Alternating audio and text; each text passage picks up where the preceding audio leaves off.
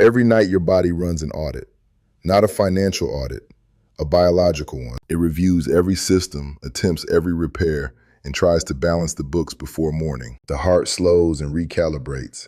The arteries decompress.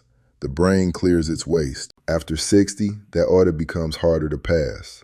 Not because something is fundamentally broken, but because the margin is smaller. The tolerance for error is lower. And most people are unknowingly submitting the same flawed paperwork every single night. I'm Dr. Marcus Adebayo, physician and cardiologist. I've spent 30 years studying what the night does to the cardiovascular system. Tonight, I'm going to walk you through exactly what's on that audit sheet. 5 entries that most people over 60 are failing. Not from illness, not from bad genetics, but from habits they have never once been asked to examine. And then I'll show you how to pass that audit, starting tonight. Let me explain what I mean by a biological audit, because this is not a metaphor I'm using loosely. During sleep, your cardiovascular system runs through a sequence of processes that have nothing to do with rest in the passive sense. Blood pressure drops in a controlled way, typically 10 to 20% below its daytime level. That drop is not incidental. It is the heart's opportunity to reduce the load on arterial walls that have been under continuous pressure since you woke up. At the same time, the body runs an anti-inflammatory cycle, clearing molecular debris, regulating hormones, managing the balance of clotting factors in the blood. This is the audit, and it requires very specific conditions to run correctly. In your 40s, the cardiovascular system runs this audit with considerable tolerance for imperfect conditions. Ate too late? It compensates. After 60, that surplus shrinks. The arterial walls are less elastic. The regulatory systems become less precise. The audit runs on a much tighter margin. The same habits which were harmless at 45 can become genuinely 65. Not because you suddenly become fragile, but because the system that quietly corrected your errors has less capacity to do so. The audit is real. The margin is real. What you submit each evening either helps it run cleanly or burdens it with problems it cannot fully resolve. 5 of those problems, starting with the one that most directly interferes with the first phase of the overnight audit. Think about a car engine at the end of a long journey. You don't rev it to maximum RPM right before switching it off. You let it idle down. You let it idle down. You let the temperature drop gradually. You let the moving parts settle before they go cold. Any mechanic will tell you how you treat an engine in the transition between running and rest matters enormously for its long-term condition. Your cardiovascular system needs precisely the same kind of transition.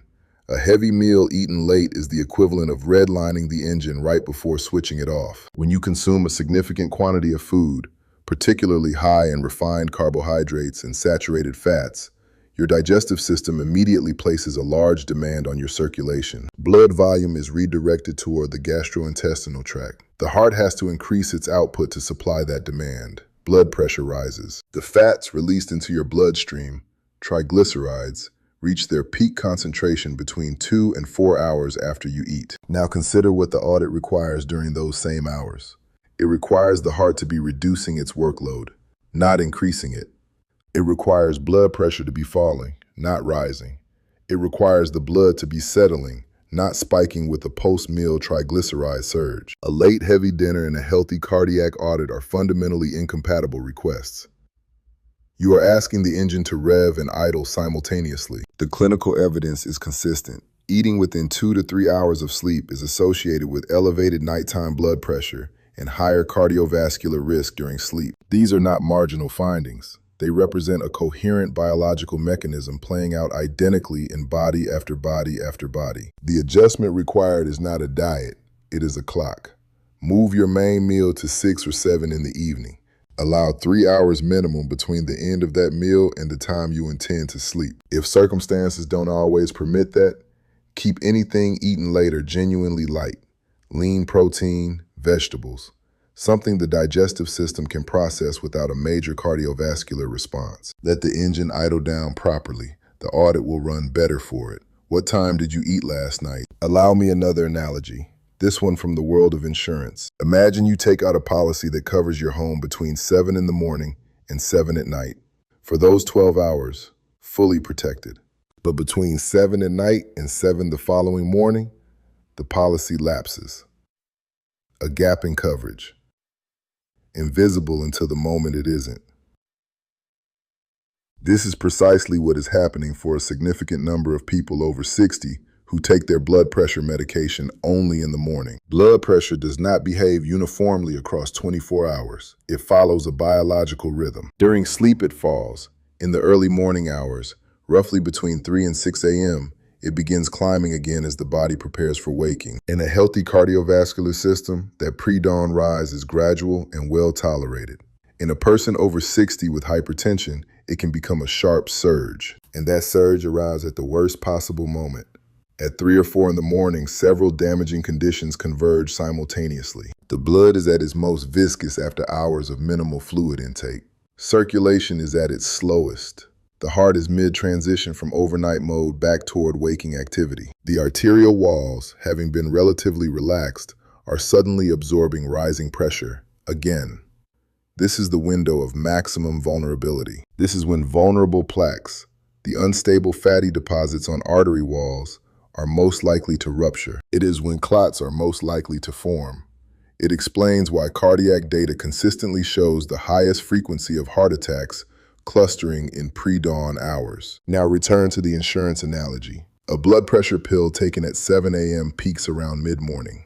By 3 the following morning, 12 hours and more later, its protective concentration has in many cases significantly diminished. The coverage gap opens precisely at the moment the audit enters its most dangerous phase.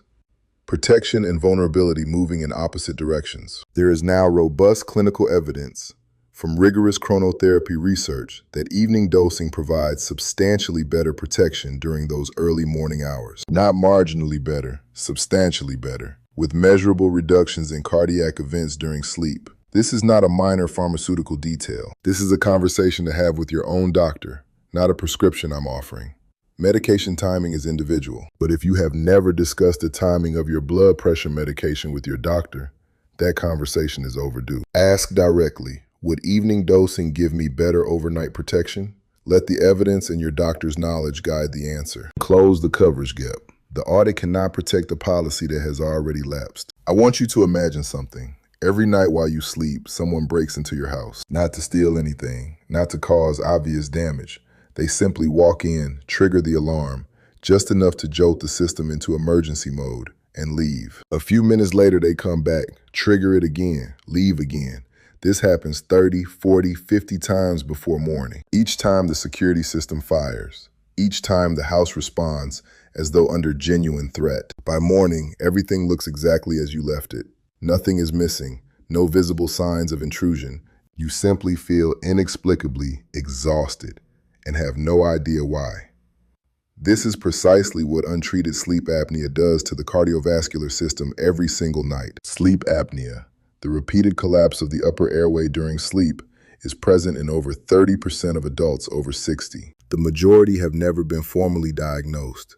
It persists undetected because, like my intruder metaphor, there are no obvious signs in the morning. Just tiredness. Just a feeling that sleep isn't doing what sleep is supposed to do. When the airway collapses, airflow stops. Oxygen levels in the blood begin to fall, sometimes significantly within seconds. The brain registers the drop as a physiological emergency. It triggers an immediate stress response. Adrenaline released, cortisol surges, heart rate spikes, blood pressure jumps. Then the airway reopens. The oxygen levels recover. The alarm resets until it happens again, 3 minutes later or 90 seconds. Now consider what this means for the nightly audit. The audit requires the cardiovascular system to be running in a low-demand, recovery-oriented state. Sleep apnea ensures that it never gets there. Instead of sustained recovery, the heart receives repeated emergency signals throughout the night, each one demanding a burst of output, a spike of pressure, a flood of stress hormones. The audit is interrupted dozens of times per hour. It accelerates hypertension, arterial stiffening, and because it operates entirely during sleep, it can do this for years before anyone connects the symptoms. The warning signs are not always the obvious ones.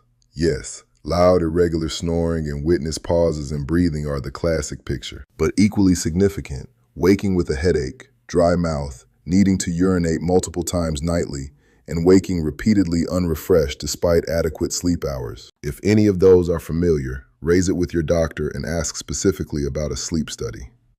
Assessment is considerably more accessible than most people realize. Home-based monitoring is now widely available. CPAP therapy has demonstrated consistent cardiovascular benefits, blood pressure reductions, reduced atrial fibrillation, better sleep architecture. A cardiovascular system finally permitted to run its nightly audit without interruption. The intruder has been in your house for years. Time to change the locks. Here is a question that almost nobody asks about engine maintenance, but everybody should. What happens to an engine that runs all night without enough oil? The answer is gradual but cumulative damage. The moving parts don't seize immediately, but friction increases, wear accelerates. Components that should last 20 years begin to deteriorate in 10. The damage is microscopic, invisible, right up until the moment it isn't. Blood is, among many other things, the cardiovascular system's lubricant. Its ability to flow freely depends critically on adequate hydration. When the body is even mildly dehydrated, blood viscosity increases, the blood thickens, it moves more slowly. The engine is running low on oil. Now here is the specific problem for people over 60, and one I see consistently underestimated in clinical practice. Many older adults deliberately restrict fluid intake in the evening. The reasoning is entirely sensible.